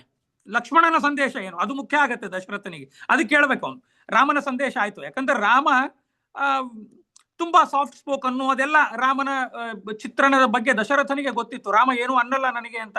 ಯಾಕೆ ಅಂತಂದ್ರೆ ಅವನು ಪಿತೃವಾಕ್ಯ ಪರಿಪಾಲನೆ ಮಾಡಿರುವಂತಹ ಮಹಾನ್ ವ್ಯಕ್ತಿ ರಾಮ. ಆದರೆ ಲಕ್ಷ್ಮಣನ ಸಂದೇಶ ಏನಿತ್ತು ಕೇಳಬೇಕಾಗಿತ್ತು ಅವನಿಗೆ, ದಶರಥನಿಗೆ. ಆಗ ಹೇಳ್ತಾರೆ, ಲಕ್ಷ್ಮಣ ಸುಮಂತ್ರ ಕೇಳ್ತಾನೆ, ಲಕ್ಷ್ಮಣ ಏನಪ್ಪ ನಿನ್ನ ಸಂದೇಶ, ನಿಮ್ಮ ಅಪ್ಪನಿಗೆ ಏನಂತ ನಾನು ನಿನ್ನ ಸುದ್ದಿ ಮುಟ್ಟಿಸಿದೆ ಅಂತ ಕೇಳಿದಾಗ ಆಗ ಲಕ್ಷ್ಮಣ ತುಂಬಾ ಸಿಟ್ಟಿಗೆ ಬಂದು ಹೇಳ್ತಾನೆ, ನಮ್ಮ ಅಪ್ಪ ಅವನು ಅಪ್ಪನೇ ಅಲ್ಲ, ಅವನು ಈ ಕಡೆ ಒಳ್ಳೆ ರಾಜನೂ ಆಗಲಿಲ್ಲ, ತಂದೆಯೂ ಆಗಲಿಲ್ಲ. ನನ್ನಿಂದ ಅವನಿಗೆ ಏನೂ ಸಂದೇಶ ಇಲ್ಲ. ನಾನು ಅವರಿಗೆಲ್ಲ ಸಂಬಂಧವನ್ನು ಕಡಿದು ನಾನು ಅಣ್ಣನ ಜೊತೆ ಬಂದಿದ್ದೇನೆ. ಅಣ್ಣನೇ ನನಗೆ ತಂದೆ ತಾಯಿ ಬಂಧು ಬಳಗ, ಬೇರೆ ಯಾರೂ ಇಲ್ಲ, ಎಲ್ಲರೂ ಅವರ ಸಂಬಂಧವೇ ಬೇಡ ನನಗೆ ಅಂತ ಲಕ್ಷ್ಮಣನ ಒಂದು ಜೋರ್ ಸಿಟ್ಟು, ತುಂಬಾ ಸಿಟ್ಟು ಅವನಿಗೆ. ಅವನು ಅದನ್ನು ಹೇಳಿ ಕಳಿಸ್ತಾನೆ. ಅದನ್ನು ದಶರಥ ಕೇಳ್ತಾನೆ. ಆಗ ದುಃಖ ಆಗತ್ತ ಅವನಿಗೆ. ಆಮೇಲೆ ಕೊನೆಗೆ ಕೇಳ್ತಾನೆ, ಸೀತೆಯ ಸಂದೇಶ ಏನಪ್ಪಾ ಅಂತ ಕೇಳಿದಾಗ ಸೀತೆ ಏನು ಮಾಡ್ಲಿಲ್ಲ, ಏನು ಮಾತಾಡ್ಲಿಲ್ಲ ಅಂತೆ. ತುಂಬಾ ಕಣ್ಣೀರ್ ಹಾಕಿದ್ಲಂತೆ ಸೀತೆ. ಅದೇ ಒಂದು ಸಂದೇಶ. ಆ ಕಣ್ಣೀರವೇ ಅವಳ ಸಂದೇಶ ಆಗಿ ಸುಮಂತರ ದಶರಥನ ಮುಂದೆ ಇಟ್ಟ. ಇದು ರಾಮ ಲಕ್ಷ್ಮಣ ಸೀತೆಯರ ಸಂದೇಶ ಆಯಿತು. ಆಮೇಲೆ ಇನ್ನೂ ಒಂದು ಸಂಭಾಷಣೆ ನಿಮ್ಮ ಮುಂದೆ ಇಡ್ಲಿಕ್ಕೆ ಪ್ರಯತ್ನ ಪಡ್ತೇನೆ. ರಾಮ ಲಕ್ಷ್ಮಣರ ಸಂಭಾಷಣೆ. ಚಿತ್ರಕೂಟದಲ್ಲಿ ಇದ್ದಾಗ ಆ ಅರಣ್ಯ ಪ್ರದೇಶದಲ್ಲಿ ಲಕ್ಷ್ಮಣ ಒಂದು ಮಾತು ಹೇಳ್ತಾನೆ ಕೈಕೈಗೆ, ಕಾಳರಾತ್ರಿಮಿವಾಗತ, ಈ ಹೆಣ್ಣು, ಹೆಮ್ಮಾರಿ ಹೆಣ್ಣು ನಮ್ಮ ರಘುವಂಶಕ್ಕೆ ಮಾರಿಯಾಗಿ ಬಂದ್ಲು. ಇವರು ಕಾಳರಾತ್ರಿ ವಿಮಾಗತ, ಇವಳು ಕಾಳಿ ಹಾಗೆ ಬಂದು ನಮ್ಮ ರಘುವಂಶವನ್ನೇ ಹಾಳು ಮಾಡಿದಂತ ಮನೆಹಾಳಿ ಅಂತ ತಾಯಿಗೆ ಬೈತಾನೆ. ಆಗ ತಕ್ಷಣ ರಾಮ ಹೇಳ್ತಾನೆ, ಯಾಕೆ ಲಕ್ಷ್ಮಣ ನಿನಗೆ ಬೇರೆ ವಿಷಯ ಇಲ್ಲವಾ ಮಾತನಾಡ್ಲಿಕ್ಕೆ? ಅದರ ಬಗ್ಗೆ ಮಾತಾಡಬೇಡ. ನೀನು ತಾಯಿಯ ಬಗ್ಗೆ ಮಾತನಾಡ್ಲಿಕ್ಕೆ ನಿನಗೆ ಏನೂ ಅಧಿಕಾರ ಇಲ್ಲ. ಅದರ ಬಗ್ಗೆ ಮಾತಾಡಬೇಡ. ಬೇರೆ ಏನಾದ್ರೂ ಇದ್ರೆ ಮಾತಾಡೋಣ, ಇಲ್ಲಾಂದ್ರೆ ಸುಮ್ಮನೆ ಕೂತ್ಕೋ. ನಿನಗೆ ಅದರ ಬಗ್ಗೆ ಸಂಬಂಧ ಇಲ್ಲದ ವಿಷಯದ ಬಗ್ಗೆ ನೀನು ಮಾತಾಡ್ಲಿಕ್ಕೆ ನಿನಗೆ ಏನು ರೈಟ್ಸ್ ಇಲ್ಲ ಅಂತ ರಾಮ ತಕ್ಷಣ ಅವನನ್ನು ನೋಡಿ ತಡಿತಾನೆ. ಇದು ಒಂದು ರಾಮನ ಒಂದು ವ್ಯಕ್ತಿತ್ವ. ಅಂತಂದ್ರೆ ಮುಖ್ಯವಾಗಿ ಯಾರ್ದೋ ಬಗ್ಗೆ ಕೆಟ್ಟು ಮಾತಾಡಿದ್ರು ಅಥವಾ ಅವರನ್ನು ಗಾಳಿಗೆ ಹಿಡಿದ್ರೆ ರಾಮ ಅದನ್ನು ಸಹನೆ ಮಾಡ್ತಾ ಇರಲಿಲ್ಲ, ಅವನು ಸಹಿಸ್ತಾ ಇರಲಿಲ್ಲ ರಾಮ. ಅವರನ್ನು ತಡೆ ಹಿಡಿದು ಬಿಡ್ತಿದ್ದ ಅಲ್ಲೇ. ಆಯ್ತು, ನಿಮ್ಮ ಮನಸ್ಸು ಸರಿ ಇಲ್ಲ, ನೀವು ಮತ್ತೆ ಬನ್ನಿ, ಮತ್ತೆ ನೋಡುವ, ಮತ್ತೆ ಮಾತಾಡುವ ಅಂತ ಹೇಳ್ತಿದ್ದ. ಇಲ್ಲದೆ ಇದ್ರೆ ಅದರ ಬಗ್ಗೆ ಚರ್ಚೆ ಬೇಡ, ಬೇರೆ ವಿಷಯ ಮಾತಾಡೋಣ ಅಂತ ಅವರನ್ನು ಅದರಿಂದ ಡೈವರ್ಟ್ ಮಾಡ್ತಿದ್ದ. ಆಗ ನಾವು 3 ಜನ ಸಂದೇಶವನ್ನು ನೋಡಿದೆವು. ಆಮೇಲೆ ಇನ್ನೊಂದು ಮಾತು ಆಗ ಏನಾಗತ್ತೆ ಅಂತಂದ್ರೆ, ಎಲ್ಲ ಸಂದೇಶವನ್ನು ಸುಮಿತ್ರ ತಂದು ಮುಟ್ಟಿಸ್ತಾನೆ ದಶರಥನಿಗೆ. ಅಂತಂದ್ರೆ ಸೀತೆಯ ಸಂದೇಶ, ಲಕ್ಷ್ಮಣನ ಸಂದೇಶ, ರಾಮನ ಸಂದೇಶ ತಂದು ಎಲ್ಲ ಮುಟ್ಟಿಸ್ತಾನೆ. ಆಗ ಪಾಪ ದಶರಥ ಏನು ಮಾಡ್ಬೇಕು ನೋಡಿ, ಅವನು ಒಂಥರ ವಿಚಿತ್ರ ಒಂದು ಸ್ಥಿತಿಯಲ್ಲಿ ಅವನು ಕೂತು ಬಿಟ್ಟ. ಅವನಿಗೆ ಯಾವುದಕ್ಕೂ ಉತ್ತರ ಕೊಡ್ಲಿಕ್ಕೆ ಆಗಲಿಲ್ಲ. ಅಂತಹ ಮನಸ್ಥಿತಿಯಲ್ಲಿ ದಶರಥ ಕೂತ. ಆಗ ಅವನಿಗೆ ಒಂದು ಕಥೆ ನೆನಪಾಗತ್ತೆ ದಶರಥನಿಗೆ. ಆಗ ಸುಮಂತ್ರನ ಮುಂದೆ ಹೇಳ್ತಾನೆ, ಹೌದು, ನನಗೆ ಹಿಂದೆ ಒಬ್ಬ ಋಷಿಯ ಶಾಪ ಇತ್ತು ಅಂತಂದ್ರೆ ನನಗೆ ಪುತ್ರ ಶೋಕದಿಂದಲೇ ಮರಣ ಆಗತ್ತೆ ಅನ್ನೋದು ಒಂದು ಶಾಪ ಇತ್ತು ದಶರಥನಿಗೆ. ಅದು ನಾನು ನಿನ್ನೆ ನಿಮಗೆ ಸಂಕ್ಷಿಪ್ತವಾಗಿ ಹೇಳಿದ್ದೆ. ಇವತ್ತು ಸ್ವಲ್ಪ ಅದನ್ನ ವಿಸ್ತಾರ ಮಾಡ್ತೀನಿ. ಯಾಕೆ ಅಂತಂದ್ರೆ ನಿನ್ನೆ ನಾವು ಪೂರ್ಣ ಪ್ರಮಾಣದಲ್ಲಿ ಅದು ಡೈರೆಕ್ಟ್ ಕಥೆಗೆ ಹೋಗಿದ್ವಿ, ಅದರ ಬ್ಯಾಕ್ಗ್ರೌಂಡ್ ನಾನು ಹೇಳಿರ್ಲಿಲ್ಲ. ಇನ್ನು ದಶರಥನಿಗೆ ಮದುವೆ ಆಗಿರ್ಲಿಲ್ಲ. ಆಗ ದಶರಥನಿಗೆ ಒಂದು ಚಟ ಇತ್ತು. ಈ ಎಲ್ಲಾ ದೊಡ್ಡವರಿಗೆ ಒಂದೊಂದು ಚಟ ಇರುತ್ತೆ.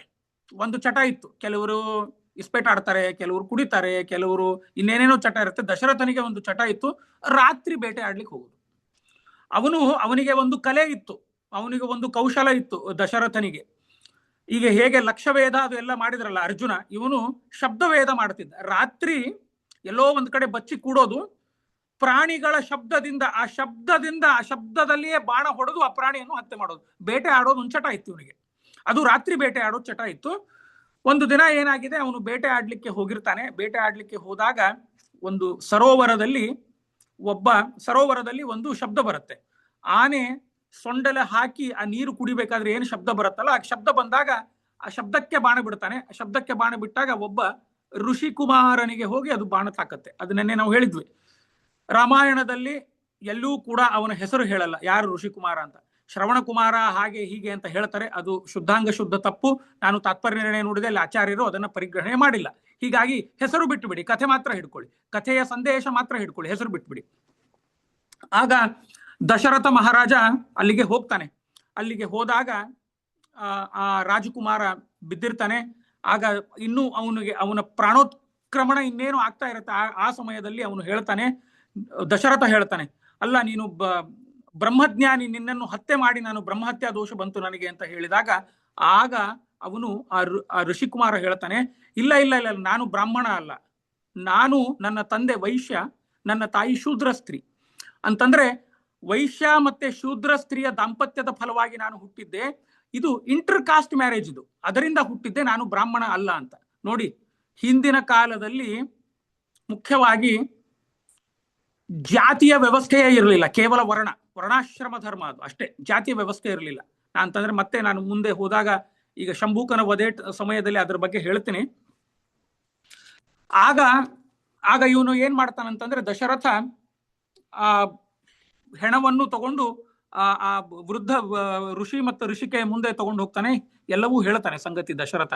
ಆಗ ಅವರು ಇವನಿಗೆ ಶಾಪ ಕೊಡ್ತಾರೆ. ಆ ವಯಸ್ಸಾದ ಋಷಿ ಮತ್ತೆ ಋಷಿಯ ಹೆಂಡತಿ, ನಿನಗೂ ಕೂಡ ಪುತ್ರ ಶೋಕದಿಂದ ಸಾವು ಬರಲಿ ಅಂತ ಹೇಳ್ತಾರೆ. ಆಗ ದಶರಥನಿಗೆ ಒಂದು ಖುಷಿ ಆಯ್ತು, ಶಾಪವನ್ನು ಖುಷಿ ಆಯ್ತು. ಆಗ್ಲಿ ಬಿಡಪ್ಪ, ಈ ಶಾಪದಲ್ಲೇ ಪುತ್ರ ಶೋಕ ಇದೆ ಅಲ್ಲ, ಅಟ್ಲೀಸ್ಟ್ ಮಗ ಆದ್ರೂ ಆಗ್ತಾನೆ, ಅದರಿಂದ ಆದ್ರೂ ನಾನು ಸಾಯ್ತೀನಿ ಅಂದ್ರೆ ಅಡ್ಡಿ ಇಲ್ಲ ಅಂತ ಹೇಳಿ ಅವನು ಶಾಪದ ಬಗ್ಗೆ ತಲೆ ಕೆಡಿಸ್ಕೊಂಡಿರ್ಲಿಲ್ಲ ಅಷ್ಟು. ಆಗ ಅವರಿಬ್ರು ಅವನೇ ಆ ಹುಡುಗನನ್ನೇ ದಶರಥ ಅಂತ್ಯ ಸಂಸ್ಕಾರ ಮಾಡ್ತಾನೆ. ಅದೇ ಅಗ್ನಿಯಲ್ಲಿ ತಂದೆ ತಾಯಿ ಅಂತಂದ್ರೆ ಅವ್ರೇನು ವಯಸ್ಸಾದ ಋಷಿ ಮತ್ತೆ ಋಷಿಯ ಹೆಂಡತಿ, ಅದರಲ್ಲಿ ಅಗ್ನಿಯಲ್ಲಿ ಅವರು ತಮ್ಮ ಆತ್ಮ ಸಮರ್ಪಣೆ ಮಾಡ್ಕೋತಾರೆ. ಇದು ಒಂದು ಕಥೆ. ಇದು ಅಂತಂದ್ರೆ ಇದು ರಾಮಾಯಣ ಶುರು ಆಗೋ ಟೈಮಲ್ಲೇ ಬರುತ್ತಿದ್ದು. ರಾಮಾಯಣ ಅಂತಂದ್ರೆ ಬಾಲಕಾಂಡ ಇನ್ನೂ ಮೊದಲು ವಾಲ್ಮೀಕಿಗಳ ರಾಮಾಯಣ ರಚನೆ ಆದ ಮೇಲೆ ಇದು ಈ ಕಥೆ ಬರುತ್ತೆ. ಅಲ್ಲ, ಏನಾಗಿದೆ ಅಂತಂದ್ರೆ ನಮ್ಮ ಕೆಲವರು ರಾಮಾಯಣದ ಮೇಲೆ ಆಕ್ಷೇಪ ಮಾಡುತ್ತಾರೆ, ತುಂಬಾ ಕಮೆಂಟ್ಸ್ ಮಾಡೋದು, ಬೇರೆ ಏನು ಕೆಲಸ ಇಲ್ಲ, ಕಮೆಂಟ್ಸ್ ಮಾಡೋದು. ಅಂತಂದ್ರೆ all India and Indian scriptures are brahminical in nature ಅನ್ನೋದು, ಇಂಡಿಯನ್ ಸೊಸೈಟಿ ಇಸ್ ಬ್ರಾಹ್ಮಿನಿಕಲ್ ಅನ್ನೋದು, ಸುಮ್ನೆ ಏನೋ ಒಂದು ಕಮೆಂಟ್ ಮಾಡ್ತಾ ಇರೋದು. ಯಾಕಂದ್ರೆ ಯಾರು ರಾಮಾಯಣ ಮಹಾಭಾರತ ಪುಸ್ತಕ ಓದದೆ ಕಮೆಂಟ್ ಮಾಡೋದು ಒಂದು ಚಟ ಆಗಿಬಿಟ್ಟಿದೆ ಈಗ ಸಮಾಜದಲ್ಲಿ. ನೋಡಿ, ತಪಸ್ಸಿಗೆ ಮುಖ್ಯವಾಗಿ ಯಾವ ಜಾತಿಯೂ ಇಲ್ಲ, ತಪಸ್ಸಿಗೆ ಜಾತಿ ಬೇಡ. ಅಲ್ಲಿ ಕೇವಲ ಸಾಧನೆಗೆ ಮಾತ್ರ ಇದು ಪ್ರಾಮುಖ್ಯತೆ ಕೊಡಬೇಕು, ಜಾತಿಗೆ ಪ್ರಾಮುಖ್ಯತೆ ಇಲ್ಲ. ಅಂತಂದ್ರೆ ಇಲ್ಲಿ ಹೇಗಿದೆ ಅಂತಂದ್ರೆ, ರಾಮಾಯಣದ ಶುರು ಆಗೋಕ್ಕಿಂತ ಮುಂಚೆ ಕಥೆಯನ್ನು ಓದದೆ ಕೊನೆಗೆ ಉಪಸಂಹಾರದ ಕಥೆ ಓದಿ ರಾಮಾಯಣಕ್ಕೆ ಕಮೆಂಟ್ ಮಾಡೋ ಜನ ಹುಟ್ಟಿದ್ದಾರೆ ಈಗ. ಆಮೇಲೆ ತಪಸ್ಸಿನಲ್ಲಿ ಎರಡಿದೆ. ಶಂಭೂಕನು ಕೂಡ ತಪಸ್ಸು ಮಾಡಿದ. ತಪಸ್ಸು ಮಾಡಬೇಕಾದ್ರೆ ಎರಡಿದೆ. ಮೊದಲು ಹೇಳಬೇಕು ನೀವು, ಶಂಭೂಕ ಅವನು ಶೂದ್ರ ತಪಸ್ವಿ, ಅವನು. ಅದನ್ನ ಹೇಳ್ತೀನಿ ನಾನು ಯಾಕೆ ಅಂತ. ಶಂಭೂಕ ಅಂತಂದ್ರೆ ಮುಖ್ಯವಾಗಿ ತಪಸ್ಸು ಎರಡು ಕಾರಣ ಆಗಬೇಕು, ಒಂದು ಒಳ್ಳೆ ತಪಸ್ಸು, ಒಂದು ಕೆಟ್ಟ ತಪಸ್ಸು. ಶಂಭೂಕನ ಉದ್ದೇಶ ಏನಿತ್ತು ಅಂತಂದ್ರೆ, ಅವನು ಮೊದಲು ರಾವಣನು ಕೂಡ ನೋಡಿ, ಈಗ ಏನ್ ಆಕ್ಷೇಪ ಅಂತಂದ್ರೆ, ರಾಮಾಯಣದ ಉಪಸಂಹಾರದಲ್ಲಿ ಶಂಭೂಕನ ವಧೆ ಆಯಿತು. ರಾಮ ಶಂಭೂಕನನ್ನು ತಲೆ ಕಡದ. ರಾಮನಿಗೆ ಶೂದ್ರರ ಕಂಡ್ರೆ ಆಗ್ತಾ ಇರಲಿಲ್ಲ. ಇದು ನಿಮ್ಮ ಪುಸ್ತಕ ಶೂದ್ರ ವಿರೋಧಿ ಪುಸ್ತಕಗಳು, ನಿಮ್ಮ ಇದು ಬ್ರಾಹ್ಮಣರ ಪುಸ್ತಕ ಎಲ್ಲವೂ ಕೂಡ ಶೂದ್ರ ವಿರೋಧಿ ಪುಸ್ತಕಗಳು ಅಂತ ದೊಡ್ಡ ದೊಡ್ಡ ಲೇಖನ ಬರೀತಾರೆ. ಆದರೆ ಪ್ರಾಯ ಅವರಿಗೆ ಗೊತ್ತಿಲ್ಲ ರಾವಣ ಬ್ರಾಹ್ಮಣ ಆಗಿದ್ದ. ಬ್ರಾಹ್ಮಣರೆಲ್ಲ ರಾಮಾಯಣ ಸುಟ್ಟು ಬಿಡಬೇಕು, ಶೂದ್ರರು ಯಾಕೆ ಇದನ್ನ ಮಾಡ್ಬೇಕು? ರಾಮಾಯಣವನ್ನೇ ಬ್ರಾಹ್ಮಣರ ಆಕ್ಷೇಪ ಮಾಡ್ಬೇಕು. ಯಾಕಂದ್ರೆ ರಾವಣ ಬ್ರಾಹ್ಮಣ ಆಗಿದ್ದ, ಬ್ರಾಹ್ಮಣನ ಕ್ಷತ್ರಿಯ ರಾಮ ಕೊಂದ, ಅದಕ್ಕೆ ಆಕ್ಷೇಪ ಮಾಡ್ಬೇಕಿತ್ತು ಎಲ್ಲ ಬ್ರಾಹ್ಮಣರು. ಆದ್ರೆ ಯಾರು ಮಾಡಲ್ಲ. ಇಲ್ಲಿ ಜಾತಿ ಮುಖ್ಯ ಆಗಲ್ಲ, ತಪಸ್ಸು ಮುಖ್ಯ ಆಗತ್ತೆ. ಆಮೇಲೆ ರಾವಣ ತಪಸ್ಸು ಮಾಡಿದ. ಯಾಕೆ ತಪಸ್ಸು ಮಾಡಿದ? ಅವನು ಲೋಕಕಂಟಕನಾದ. ಎಲ್ಲರ ಮೇಲೆ ದಾಳಿ ಮಾಡೋದು, ಗೆಲ್ಲೋದು, ಇಲ್ಲ ಅಂತಂದ್ರೆ ನನಗೆ ಶರಣಾಗಿ ಯಾರ್ಯಾರು ಹುಡುಗಿರನ್ನ ಕರ್ಕೊಂಡು ಹೋಗೋದು. ಅವನು ಅಪ್ಸರ ಸ್ತ್ರೀಯರಾಗ್ಲಿ ಯಾರೇ ಆಗ್ಲಿ, ಮದುವೆ ಆದವರು ಮದುವೆ ಆಗದೆ ಅವರನ್ನು ಕರ್ಕೊಂಡು ಹೋಗೋದು ಒಂದೇ ಕೆಲಸ ರಾವಣಂದು. ಅವನು ಕೂಡ ಲೋಕಕಂಟಕನಾದಾಗ ಅಂತಹ ಲೋಕಕಂಟಕ ಬ್ರಾಹ್ಮಣನನ್ನು ಕ್ಷತ್ರಿಯನಾದ ರಾಮ ವಧೆ ಮಾಡಿದ. ನಮಗೆ ಬ್ರಾಹ್ಮಣರು ಯಾವತ್ತೂ ನಾವು ರಾಮಾಯಣ ಹಾಗೆ ಹೀಗೆ ಅಂತ ಕಮೆಂಟ್ ಮಾಡಲ್ಲ. ಆಮೇಲೆ ಶಂಭೂಕನ ಕತೆಗೆ ಬರುತ್ತೀನಿ. ಶಂಭೂಕ ಏನು ಮಾಡಿದ ಅಂತಂದ್ರೆ ಪಾರ್ವತಿಯ ಕುರಿತು ತಪಸ್ಸು ಮಾಡಿದ. ಪಾರ್ವತಿ ಕುರಿತು ತಪಸ್ಸು ಮಾಡಿದಾಗ ಪಾರ್ವತಿ ಪ್ರತ್ಯಕ್ಷಳಾಗ್ತಾಳೆ. ಪ್ರತ್ಯಕ್ಷಳಾದಾಗ ಪಾರ್ವತಿಗೆ ಇವನು ಶಂಭೂಕ ಕೇಳ್ತಾನೆ. ಪಾರ್ವತಿ ಅವನು ಕೇಳ್ತಾನೆ, ನಿಂಗೆ ಏನು ಬೇಕು ಕೇಳಪ್ಪ ಅಂತ ಅಂದಾಗ ಇವನು ಹೇಳ್ತಾನೆ, ನನಗೆ ಅವಧ್ಯತ್ವದ ವರ ಕೊಡು, ಯಾರಿಂದಲೂ ನಾನು ಸಾಯಬಾರದು ಅಂತ ವರ ತಗೋತಾನೆ. ಆಯ್ತು ಆಗ್ಲಿ ಅಂತ ಹೇಳಿ ತಥಾಸ್ತು ಅಂತಂದು ಮತ್ತೆ ಹೋಗ್ತಾಳೆ. ಆಮೇಲೆ ಮತ್ತೆ ಇನ್ನೊಮ್ಮೆ ತಪಸ್ಸು ಮಾಡ್ತಾನೆ ಅವನು. ಎರಡನೇ ಬಾರಿ ತಪಶ್ಚರ್ಯ ಮಾಡಿದಾಗ ನಿಜವಾಗಲೂ ಅವನು ಲೋಕಕ್ಷೇಮಕ್ಕಾಗಿ ತಪಶ್ಚರ್ಯ ಮಾಡಿದ್ರೆ ರಾಮ ಅವನ ತಲೆ ಕಡಿತಿರ್ಲಿಲ್ಲ. ಆದ್ರೆ ಅವನ ಉದ್ದೇಶ ಏನಿತ್ತು ಅಂತಂದ್ರೆ ಶಿವ ಪದವಿ ಬೇಕು ಅಂತಂದ್ರೆ ತಾಯಿಯ ಕಡೆಯಿಂದ ಅವಧ್ಯತ್ವ ವರವನ್ನು ತಗೊಂಡು ಮತ್ತೆ ಮುಂದೆ ತಪಸ್ಸು ಮಾಡಿ ತಾಯಿಯ ಗಂಡ ಆಗಬೇಕು ಅನ್ನೋದು ಒಂದು ನೀಚವಾದಂತಹ ಒಂದು ಅವನಿಗೆ ಅದು ಒಂದು ಆಸೆ ಬಂದಿತ್ತು ಅವನಿಗೆ, ಶಂಭೂಕನಿಗೆ. ಆ ತಪಸ್ಸದ ಆದ್ದರಿಂದ ಅವನು ಲೋಕಕಂಟಕನಾಗ್ತಾನೆ. ಶಿವನ ಪದವಿಯನ್ನೇ ಕೇಳಿಬಿಟ್ಟ ಅವನು. ಅಂತಂದ್ರೆ ತಾಯಿ ಹತ್ರ ವರ ತಗೊಂಡು ತಾಯಿಯ ಗಂಡ ಆಗೋನು ಅವನು. ಅದಕ್ಕಾಗಿ ರಾಮ ಅವನನ್ನು ಶಿರಚ್ಛೇದ ಮಾಡಿದ. ಅವನು ಶೂದ್ರ ತಪಸ್ವಿಯಾಗಿದ್ದ. ಅದಕ್ಕೆ ರಾಮ ಅವನ ತಲೆಯನ್ನು ಕಡಿಲಿಲ್ಲ, ಶೂದ್ರ ಆಗಿದ್ದ ಅಂತ. ಅವನನ್ನು ತಲೆ ಕಡಿದಿದ್ದು ಅವನ ತಪಸ್ಯದ ಉದ್ದೇಶ ಸರಿ ಇರಲಿಲ್ಲ ಅಂತ ಅವನ ತಲೆ ಕಡದ ರಾಮ. ಆದ್ದರಿಂದಾಗಿ ಅಲ್ಲಿ ನಾವು ಜಾತಿಯ ಲೇಪವನ್ನು ಹಚ್ಚಿ ನಮ್ಮ ಸಾಂಸ್ಕೃತಿಕ ಪುಸ್ತಕಗಳನ್ನು ಕಮ್ಯುನಲ್ ಮಾಡಬೇಡಿ. ಅದು ಪೂರ್ಣ ಪ್ರಮಾಣವಾಗಿ ಜಾತ್ಯತೀತವಾಗಿದೆ ನಮ್ಮ ಗ್ರಂಥಗಳು. ಇದನ್ನು ನಾನು ಹೇಳಲಿಕ್ಕೆ ಇಷ್ಟಪಡ್ತೇನೆ. ಆಮೇಲೆ ಮತ್ತೆ ಮುಂದೆ ಇನ್ನೊಂದು ಕೆಲವರಿಗೆ ಕೆಲವು ರೋಗ ಇದೆ ಅಂತಂದ್ರೆ ಅದನ್ನ ನಾನು ಹೇಳಲೇಬೇಕು ಇವತ್ತು. ಏನಾಗಿದೆ ಅಂತಂದ್ರೆ ನಮ್ಮ ಸೊಸೈಟಿಯಲ್ಲಿ ಕೆಲವರಿಗೆ ಸೆಲೆಕ್ಟಿವ್ ಎಮ್ನೀಸಿಯಾ ಆಗಿಬಿಟ್ಟಿದೆ. ಯಾವುದೋ ಇಲ್ಲಿ ನೋಡಿ, ಈಗ ಈ ದಶರಥ ಆ ಒಂದು ಏನು ಹುಡುಗನನ್ನು ಕೊಂದಿದ್ದ ಅದು ಸ್ಟಾರ್ಟಿಂಗ್ ಅಲ್ಲಿ ಬರುತ್ತೆ. ಆಮೇಲೆ ಇದು ಶಂಭೂಕನ ವಧೆ ಕೊನೆಗೆ ಬರುತ್ತೆ. ಸ್ಟಾರ್ಟಿಂಗ್ ಬಿಟ್ಬಿಟ್ರು, ಇದನ್ನ ಮಾತ್ರ ಹಿಡ್ಕೊಂಡು ನಿಮ್ಮ ರಾಮ ಶೂದ್ರ ವಿರೋಧಿ ಆಗಿದ್ದ, ನೀವು ಎಲ್ಲ ಬ್ರಾಹ್ಮಣಿಕಲ್ ಸೊಸೈಟಿ ಅಂತ ಇದು ಸೆಲೆಕ್ಟಿವ್ ಎಮ್ನೀಸಿಯಾ ಮಾಡಿ ನಮ್ಮ ಗ್ರಂಥಕ್ಕೆ ಅದು ಒಂದು ಲೇಪ ಬಳಿಬಾರದು ಅಂತ ನನ್ನ ಉದ್ದೇಶ. ಇಲ್ಲಿ ಜಾತಿ ಅನ್ನೋದು ಮುಖ್ಯ ಆಗಲ್ಲ, ಸ್ವಭಾವ ಮತ್ತೆ ತಪಸ್ಸಿನ ಉದ್ದೇಶ ಮುಖ್ಯ ಆಗತ್ತೆ. ಹೀಗೆ ನೋಡಿ, ಇನ್ನೊಂದು ಮಾತು ನಾನು ಹೇಳಿ ಇವತ್ತಿನ ಒಂದು ಕಥೆ ಮುಗಿಸ್ತೇನೆ, ಇವತ್ತಿನ ನಮ್ಮ ರಾಮಾಯಣ ಚಿಂತನೆ ಮುಗಿಸ್ತೇನೆ. ಗುಹನ ಬಗ್ಗೆ ಅವನು ಕೂಡ ಶೂದ್ರ, ಅವನು ಒಬ್ಬ ಬೇಡರವನು.